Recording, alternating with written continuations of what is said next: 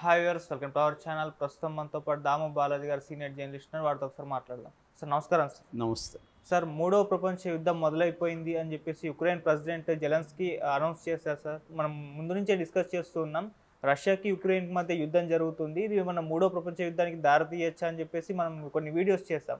అయితే ఆల్రెడీ మూడో ప్రపంచ యుద్ధమే మొదలైపోయిందని అంటున్నారు. మరి ఇది ఎటువంటి పరిణామాలకు చోటు చేసుకునే అవకాశం ఉంది? దీని పట్ల అమెరికా, యూరప్ కంట్రీస్ ఏ విధంగా స్పందిస్తాయి? మీరేం చెప్తారు సార్ ఇష్యూ?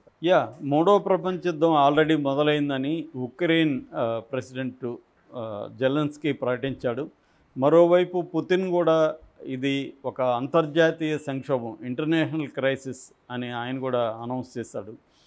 ఎందుకు సడన్గా మొన్నటి వరకు ఏదో ఎప్పుడో వాడాపితే మనం ఆపుదాం అన్నట్టుగా ఇద్దరు అలసిపోయి ఉన్నారు. కానీ సడన్గా ఒక్కసారి మళ్ళీ తీవ్రత తాల్చింది.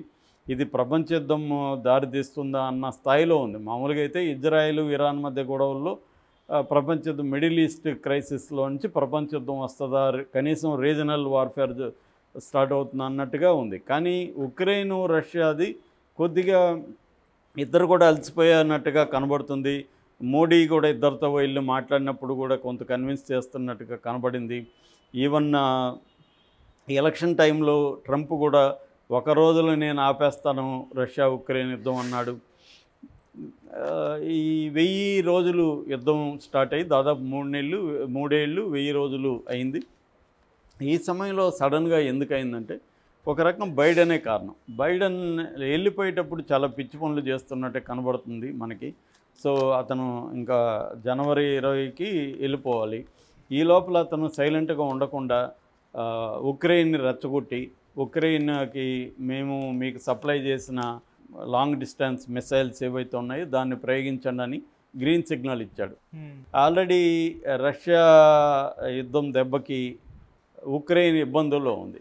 వాళ్ళకి కలిసి వచ్చింది కదని అతను కూడా జెలెన్స్కీ ఇప్పుడు అంటున్నాడు. కానీ అతను ఆలోచించాలి, రష్యా మీద అమెరికా చెప్పింది కాబట్టి మనం ఉపయోగిస్తే రష్యా గమ్మున ఉండదు కదా అనేది ఆలోచించి ఉండాలి.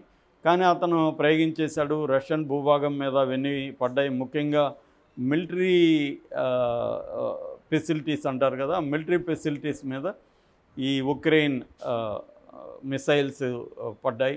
వాటిని మేము చాలా వరకు ఇంటర్సెప్ట్ చేసేసాము అని వీళ్ళు అంటున్నారు. కానీ కొన్ని తాకిడైతేనే ఏదేమైనా రష్యా భూభాగం మీద ఫస్ట్ టైం అనమాట. రష్యా లోపలి భూభాగం మీద మామూలుగా బార్డర్ వార్ఫేర్ జరుగుతుంది, కానీ రష్యా లోపలి భూభాగం మీద ఉక్రెయిన్ దాడి చేయడం అనేది ఫస్ట్ టైం ఇది.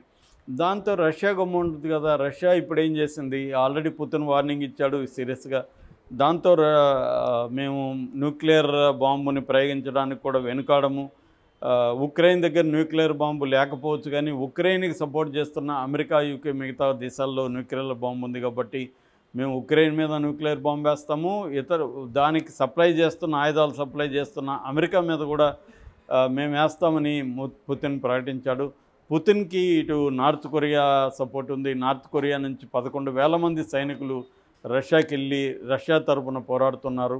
ఇటు చైనా తన ఆయుధాలని సప్లై చేస్తుంది. ఇరాన్తో మొన్ననే పుతిన్ సమావేశమయ్యాడు.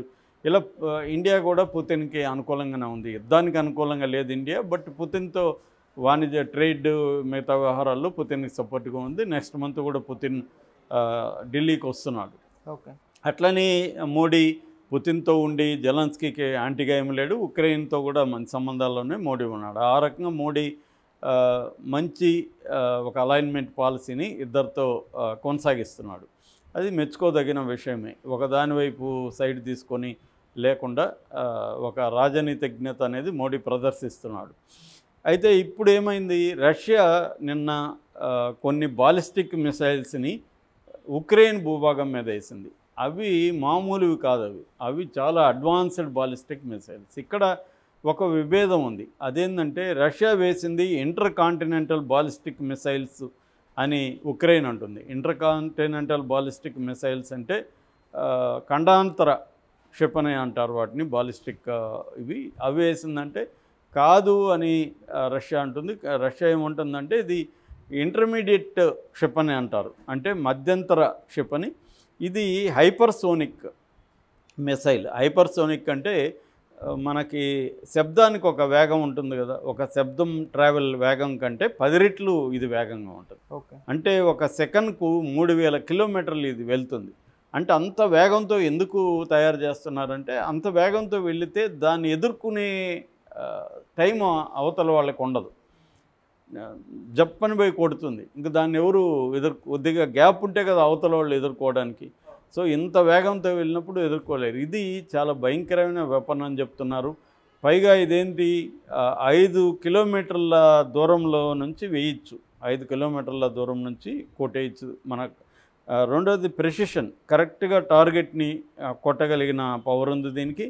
అట్లాగే 5 నుంచి 8 వార్ హెడ్లను కూడా ఇది తీసుకెళ్ళగలదు ఈ మిసైల్ అనమాట. అంత కెపాసిటీ ఉంది. దీన్ని ఓరెన్షిక్ అని పిలుస్తున్నారు. అక్కడ రష్యాలో హెజిల్నట్ అనే ఒక డ్రై ఫ్రూట్ ఉంది, దాని పేరు ఓరెన్షిక్, దాని పేరు పెట్టారు. ఇది చాలా డేంజరస్ వెపను. ఒక రకంగా యుద్ధ స్వభావాన్ని ఇది మార్చేస్తుంది అనేది భయపడుతుంది.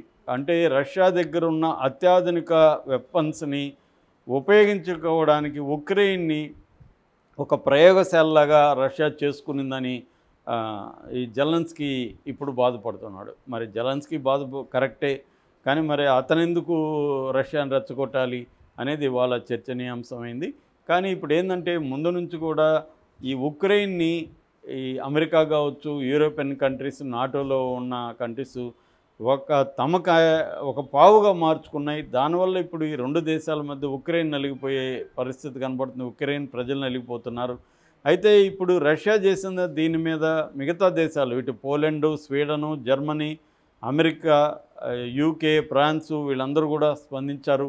వీళ్ళందరూ కూడా ఇది కొంత జాగ్రత్తగా గమనించాల్సిన విషయం, రష్యా ఇలా చేయకుండా ఉండాలి అని అంటున్నారు. ఈవెన్ రష్యాని సపోర్ట్ చేసే చైనా కూడా ఇద్దరు కూడా సంయమనం పాటించండి అని చెప్తున్నారు. దీనికి అంతటికి కారణం బైడెన్ అని చెప్తున్నారు. సైలెంట్గా ఉంటే ఆల్రెడీ ట్రంప్ మాట్లాడుతున్నాడు. ఇటు జెలెన్స్కీకి వార్నింగ్ ఇచ్చారు, మీరు యుద్ధం ఆపాలని. ఇటు పుతిన్తో మాట్లాడుతున్నాడు. ఇటు నాటో దేశాలను కూడా ట్రంప్ గట్టిగానే బెదిరిస్తున్నారు. ఎందుకంటే అమెరికా ఫస్ట్ అనేది ట్రంప్ పాలసీ. అమెరికా ప్రయోజనాల కోసం నేను యుద్ధాలని ఆపుతానని కూడా ట్రంప్ ప్రకటించాడు. అందుకని ట్రంప్ కానీ అనుకుంటే ట్రంప్ ఆయుధాల సప్లై, ఇవన్నీ డబ్బు సప్లై ఇవంతా కూడా ఆపేస్తే ఉక్రెయిన్కి, నాటో దేశాలు, మిగతా దేశాలు అంత డబ్బులు పెట్టి ఉక్రెయిన్కి సపోర్ట్ చేసే పరిస్థితిలో లేవు. చాలా నాటో దేశాలు క్రైసిస్లో ఉన్నాయి. ట్రంప్ కూడా అన్నాడు, మేమే ఎందుకు డబ్బులు పెట్టాలి, మీరు మీ నిధుల్ని పెంచండి.